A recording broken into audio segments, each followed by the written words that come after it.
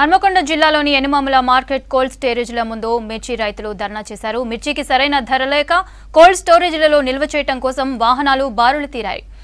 మధ్యవర్తులు కోల్డ్ స్టోరేజ్లను ఆక్రమించుకుని అన్యాయం చేస్తున్నారని రైతులు ఆరోపిస్తున్నారు. అధికారులు కమిషన్ల కోసం మిర్చి బస్తాలను కోల్డ్ స్టోరేజ్ల్లో నిల్వ చేసుకోవడం లేదని రైతులు నిరసన తెలిపారు. రైతులపై జరుగుతున్న దోపిడీని అరికట్టాలని జిల్లా కలెక్టర్ను రైతులు కోరుతున్నారు.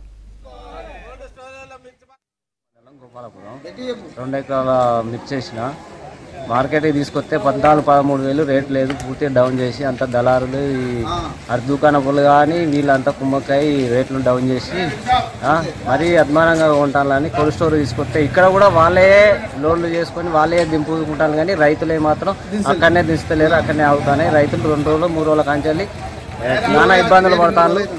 దాని మీద కొద్దిగా చర్య తీసుకోవాలని కమిటీకి కూడా మేము తెలియజేస్తున్నాం. 3 రోజులు అయితే